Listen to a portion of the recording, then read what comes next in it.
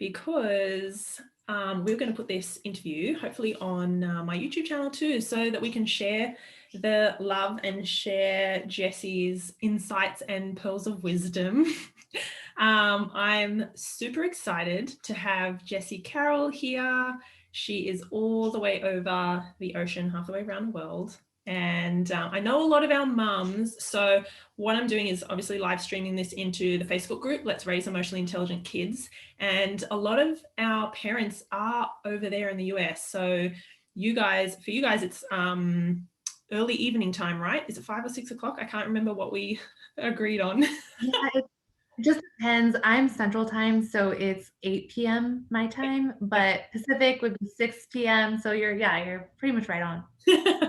So it's evening time. So hopefully you guys watching over there have maybe put the kids in bed, having a glass of wine and just relaxing. And for us over here in Australia, it's 1 o'clock here in Sydney. So it's going to be a nice kind of relaxed chat. I love to get people on and kind of pick their brain and ask questions about stuff that they're passionate about, their area of expertise, their zone of genius, as Jesi and I now call it.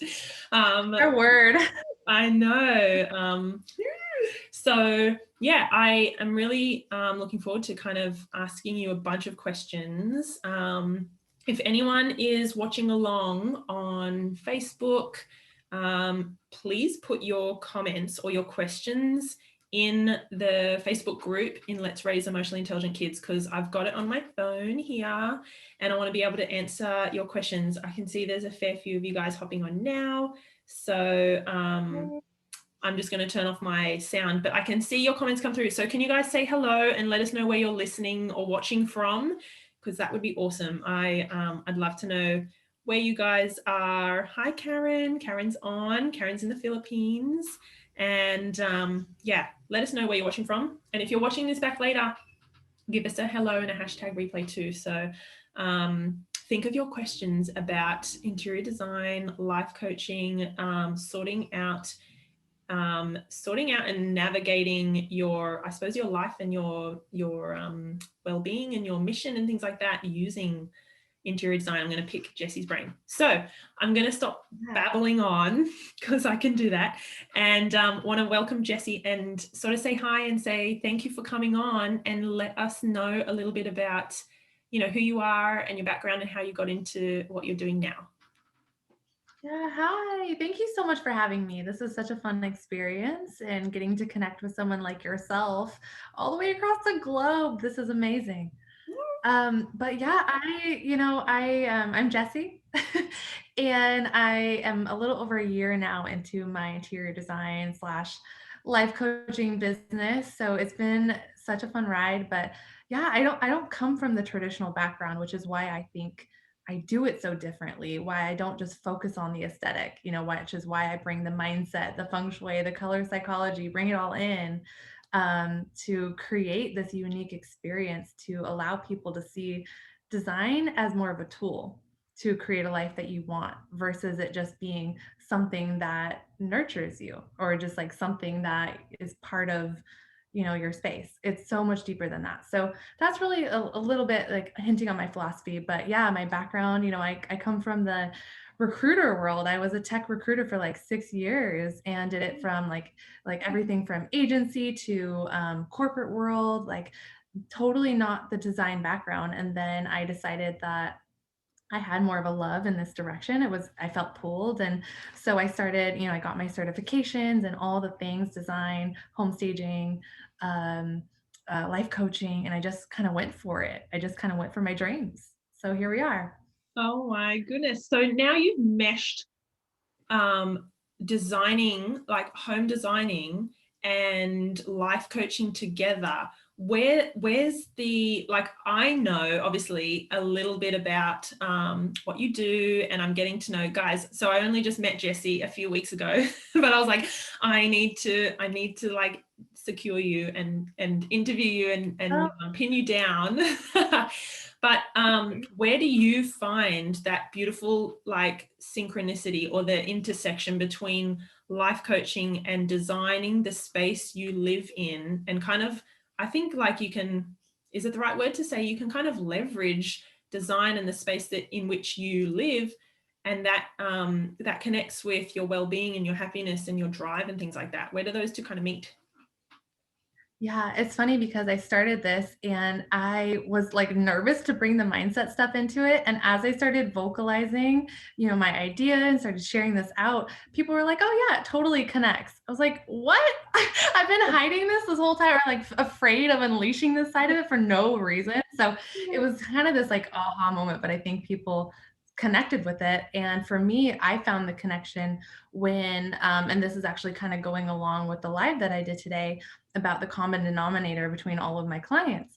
And it was really about, people are coming to me for design, seeking, what they think is what they need, which is, a space that they love. And I totally get that, because design has this appeal to it where it can create a beautiful space and, it's done. Yeah. But the thing is, people are coming to me for that. But then in my consultations and even in my discovery call, my discovery calls are about 30 minutes, sometimes longer, because I love to chat. But and then my consultation experience is 2 hours, and it's really deep diving past the mindset blocks that I notice come up. So they're coming to me for design, but underlying that is conversations around fear, around not being confident enough in their decision making when it comes to literally just picking out stuff to bring into the home, decor, paint colors, not feeling secure in their decision making, and just things like that.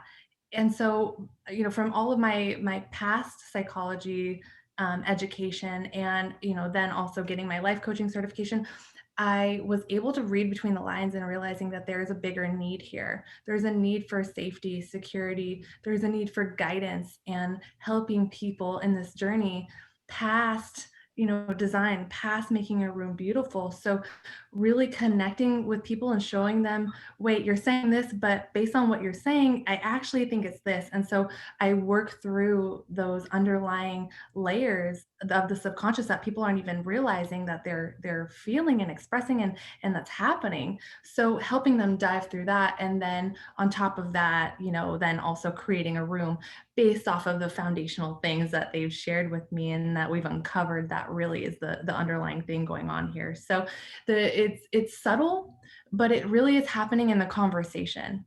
It's happening where people aren't realizing that they're afraid to move. They're afraid to leap. And that's also where my escape perfectionism coaching comes in too, showing people that if you just trust yourself, then you can create a beautiful life. But there's ways to learn how to trust yourself. So we kind of dive into that. I love that, because I think, and a lot of the parents that I speak with, they have this idea that we've got to do things right or properly. It has to be perfect. Like even with anything in work or business or home, like that kind of perfectionism can be so detrimental. It stops you in your tracks, and it makes you never begin that project in the start, because you're like, I'm going to do it wrong. It's going to look shit. Like, I don't know what to do, right? Totally. And another thing that I don't think people realize is that perfection is boring.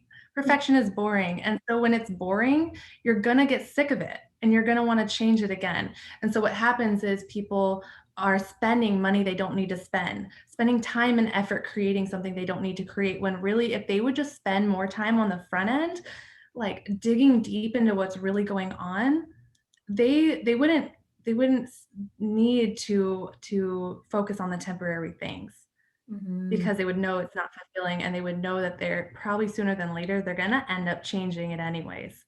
Yeah. So it's so actually important to discover and to discuss and to realize that perfectionism there's a deeper thing going on there. It's a lot of like trauma. And it's stuff we don't want to talk about. So it's really tough, but we need to.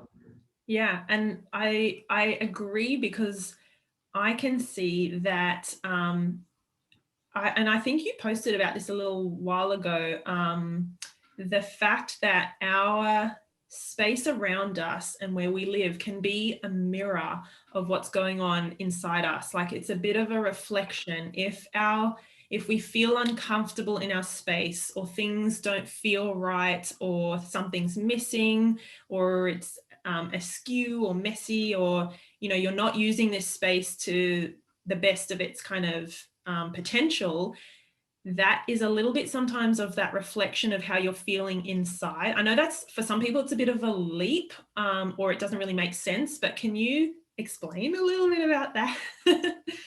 Totally. And it's something I've only been really discovering as I've kind of been going going along here. So I get the stretch. But one example I can give on this for why it's actually affecting you more than you think is like the colors we're attracted to. So we think are just, we think it's just colors, or we think it's just we like it or we don't like it. But actually, when you are attracted to certain colors, like it's actually telling you something about your internal state. And even down to the balance of that color in your home, down to the saturation of the color that you're choosing can speak a lot too. So I love to use the example of the color pink, because I love pink. I'm a big pink fan. And pink, one great way, like pink is just, it's meant as an influential color. So if you're drawn to pink, for example, you really want people to be influenced by the words that you're speaking. The words that you're using, you want to mean something, versus if you were in like just white or black or gray, like it's pretty neutral. So you don't mind if people are indifferent to the words that you're using. But if you're wearing pink, you want to be not necessarily noticed, but you want to feel that you are adding value. And then if you're covered in head to toe pink, that's almost like saying, I need you to understand what I'm saying has value, because I don't feel worthy. I don't feel like I have value. And that's a subconscious thing going on that we don't realize. But let's say you have a nice balance of pink, like you're gonna have a nice balance of influence. It's not going to be too much of any color is you're covering something. But let's say you're on the lighter hue of pink. That's more about nurturing. That's more about softness. That's more about taking care of others. So again, if you're maybe covered in head to toe light pink, where are you not taking care of yourself? Where are you missing the link of balance? So it's paying attention to the things you're attracted to, and understanding that everything has an underlying meaning. And that's just one example of it. But it's fascinating when you start digging into it and realizing that everything actually is in design a mirror of what's going on internally, even if we're not aware of it. Yeah. It's still happening. So once you start learning that that's actually a possibility, it's important to then dig deeper, because then it's kind of like a personality assessment. It's like a subconscious personality assessment that you never knew you needed. I love that. And it's so true, because we know that businesses and huge organizations, in terms of their logos and their color palette, like, all the health food stores and chains like Subway and things, they want the fresh, the green, the yellow, the light, the healthy. And Yeah. the red and yellow from McDonald's and KFC and all those things are like getting quick, having that like hit, I guess. Like it makes so much sense that, and like I was saying, companies spend, I'm sure, millions if not billions of dollars creating, like, using color in terms of how we spend money and stuff. So that 1,000% applies to us on a personal level at home, and what we dress in and how we design a space. And that I can see how that can either reflect, we can leverage it to think, well, what do I want to bring into this space so that I get the best use out of it, and I don't feel like I'm missing bits, or it doesn't it doesn't mesh, kind of thing. Does that make sense? Totally. Yeah. And, just along the lines of what you're just talking about with advertisers, I actually studied advertising, funny enough, in college. And I didn't actually think about that actually probably till just now, how there really is that connection of just like definitely colors, but design is also. But you think about any restaurant or any company trying to sell you something, there's teams in those companies thinking about the consumer trends, thinking about what people are drawn to. They're very aware of the colors that they're incorporating to get you to feel. It's all about creating the feeling, and that's a that they're doing it for the consumer purchasing, but this is about ensuring that you feel good in your home and you know what makes you feel good. So it's all coming back to intention, and to be more intentional you have to first be conscious and aware of what's even going on. So that's what I love to do, is just help people tap into that. So when people come to you and they say, I need some help, I need your support in this space that I have or that I want to create, what is your kind of like, rather than just thinking, great, let's go, like, tell me a color palette that you like and a style like Scandinavian, we'll go pick some stuff out. What is your, because you're bringing in, like you said, this color psychology and looking at deeper layers of what's going to really work for them and be like a sustainable, something that they love for, that fits with their personality, I guess. So what is your kind of process?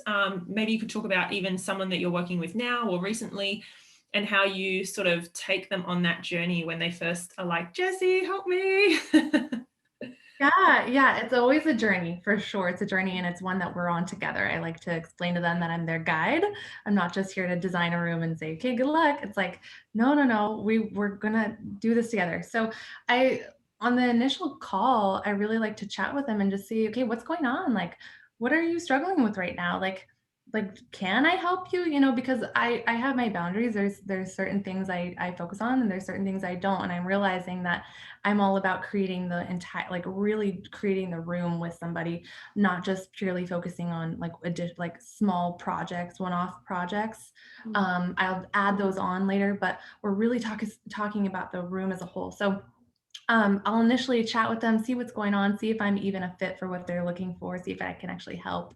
And I like to talk about what their goals are, because the goals that people have for their life, that's a feeling we want to bring into the home. So once I have an understanding of that, I then send them away with a questionnaire. The questionnaire digs on colors they like, colors they don't like, because the colors you don't like and have kind of a towards can also tell you about yourself.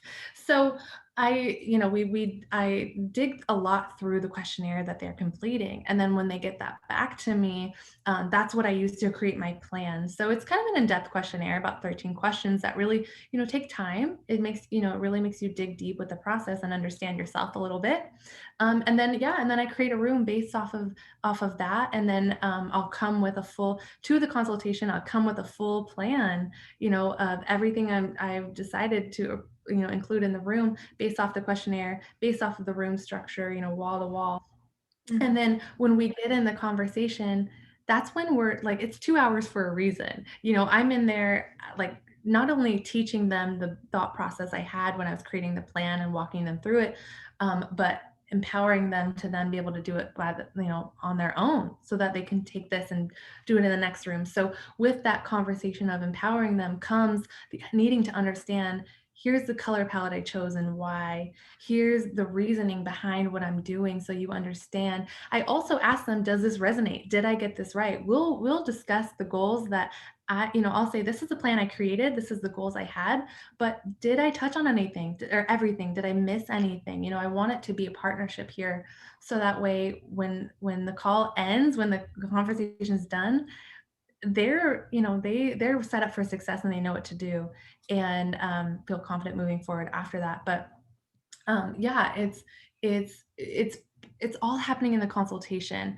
Really, the education is it's not just giving them a plan. It's saying, here's what I created, here's why. Let's have a conversation. Does this resonate? Do you feel like you're stuck anywhere? We work through it together on the consultation as well. So it's mostly happening there, but I'm gaining that through the initial conversation and the questionnaire, that are like the precepts. I hope that answered the question. That was a long story long. Yes, it does. And I love how you touched on the fact that you are basically, I mean, you've got the life coach, like kind of filtering in there. And you said, like, I will basically build their capacity and their toolkit to be able to do this themselves in another space or with another room. So you're not just going in and being the like fixer, you're being the guide, like you said, and that's a lot of what I always talk about with parent coaching and helping parents or people with managing their own emotions and freak triggers and stuff like that. Like, it's pointless to Yeah. think I'll come in and I'll fix it and I'll solve it for you, done. um, it's so much more empowering to say, I'm going to teach you how to do this so that you are upskilled and you know how to do it. Beyond here, like, we're building their capacity to be able to style their space that makes their heart sing, so they actually want to be at home with their family or partner or whatever, with kids. So I am like 1,000% on the same wavelength with you there. I think that is so, so important. I want to read Yeah. out a question, if that's okay, from Okay. Evelyn. She Yeah. say perfection is boring, and then she, which I totally agree with, and she said, "Is it a good starting point to look into how colors make us feel if you don't have that knowledge, like when styling our home or picking items?" That's a good question. Wow, that's such a great question. I think that's another part of it is feeling like we have to have all the knowledge before we can dive in. I think it's really important to start tuning into our internal guidance on things, which is just how do you feel? And that's enough. You don't need all the education on it. It's helpful because then it can steer you in the right direction for what's going to be great for you to create what you're seeking. But initially, start with how you feel. If you like a color, like, great, go for it. If you don't like a color, make sure you leave it out. But then if you do like a color, start researching that color, start educating yourself on the deeper layers there, or start asking questions, reaching out to other people or starting conversations like start with how you feel and then educate yourself a little bit more from there. And then pretty soon you'll start learning like about other colors if that's something you want to do. Don't feel like you have to suddenly like do that, but start with how you feel and know that's the thing is I always want to start with the intention of what people want to feel in a space. Colors can definitely enhance that and lead you in a great direction, but intention is the most important thing here. So that's where I would say to start and then let your curiosity lead you from there, with researching what it actually means. And there's so many different resources out there. I can include a couple of my favorite ones if you'd like after this. But yeah, there's so many places to find out what colors mean, and it's fascinating. Yeah, I remember you did a post a little while ago, and it was sort of talking about the different colors that people preferred and liked and what they meant. And I put my 2 cents in with the fact that I liked grey, grey and pink. And the response you came back with was eye-opening, like, just to have that extra layer of awareness and knowledge about what the colors that we like and the ones that we're drawn to and pushed away from, what that means, that can be so beneficial and so helpful, especially if it is a space that you're living in, that you want to live in for years to come. It's not a quick decision to make, and I think that's where, if you're unsure, or you don't want to take that jump or leap yourself, maybe there's some perfectionism, getting a guide and someone to coach you through it, rather than trying to pick up a design book here, or just Google some stuff there, watch a webinar one off, like, get someone to guide you through that process so that you do it right, do it once, and then you know how to do it beyond. That is so, so powerful. So exactly, someone like you, if, like, to all the parents who are watching or listening along, wherever you are, wherever you're watching this, I would say, same with parenting and shifting your parenting style, or how you show up at work, or the space that you live in. Get a coach, get a guide, someone to take you through the process and kind of level up your knowledge and your understanding so you can do it yourself. So it's probably a good Yeah. time to say, how can people get in touch with you? Where can they find you, and can they ask questions and contact you? Yeah, totally. And really quick, I just want to say, like, thank you so much for saying that because I think sometimes we think it's like a taboo almost to receive help in other areas besides like going getting a personal trainer or a doctor for whatever thing. But Yeah. I something that I've been learning on my journey is that we don't have to do anything alone. Anything that we feel stuck on or confused by, it doesn't make us weak to ask for help. And it also, I think sometimes we don't even think, not necessarily that we think we're weak, but like we didn't even realize we had the option. But there's a coach and help for everything. So I love that you said that, especially for the things you're doing as well, like normalizing that conversation. I think it's so powerful to let go of the resistance and surrender to the help. I think it's so amazing. So thank you. And where people can find me, Jesi Carroll on all the things, like Jesi Carroll underscore on Instagram, Jesi Carroll on Facebook, and jesicarrolldesign.com is my site. Awesome. Thank you so much. I would highly recommend if you are looking for some support or even just, I know, to have a quick conversation and to get some ideas and some direction from Jesi will be so powerful for you to just begin this process, whether or not you end up working with her or getting her help. Like she said, you don't have to go through any of this stuff alone. There are people like us who are, I say it's our job, but it's not work for us, like, because we love it. Same as anything, like this stuff is we're so passionate about it, and we're here because we know what works, we know what doesn't, we can teach you the skills or the tools and things like that. So I would just say, I'm so glad that you've come on and shared your insights and your knowledge with us and your wisdom. And I would love people to reach out and follow you, connect with you, have a chat, and send her a message and ask those questions. There was a few on here, and I'm glad we got to ask some of them. But yeah, keep in touch with her.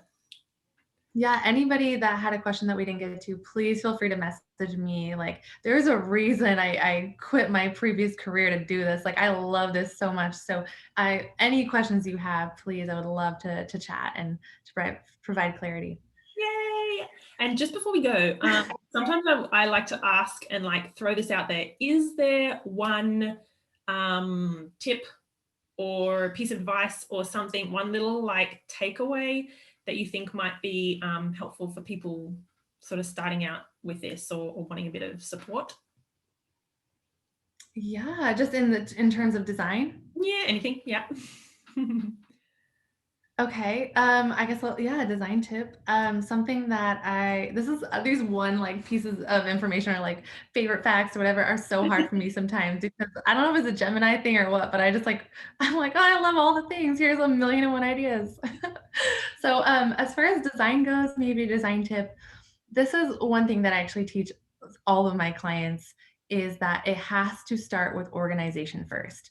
You have to declutter and organize before you can add things into your space because that you're just never going to create the energy. You're going to actually block energy that you're wanting to seek in. Like if your goal is to create more productivity and create a beautiful space, you're just not going to have it if you have old things that you're not letting go of. So having an organizational process, being willing to release things, letting go, going through those stages of grief, honestly, it's a lot of that. Being able to do that will allow you to open up not only a brand new world for yourself, but just more peace at home. So before you do anything, start with organization. Key number one, I did not declutter. I did not even think that. And I know about decluttering. Like I have a friend who works in decluttering, and I watched the Marie Kondo like Yes. decluttering, and I never thought that before you start thinking about how to change or start with a new space to, of course, you have to be organized and think about where, getting rid of the old energy and the old stuff before you can bring in the new. So I love that. Thank you. Yeah, yeah, it's about detaching from things and not and letting go of your past so you can have a great future. There's so much there, but yeah, that's like trying to condense it down to one.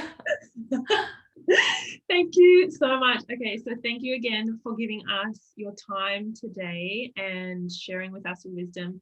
And I really do hope people reach out and connect with you, because I know your work it's not just the surface level to make a beautiful space. It's so much deeper than that. So thank you, thank you, thank you. Thank you for having me. This is so fun. Thank you. Okay, thank you guys. All right, bye.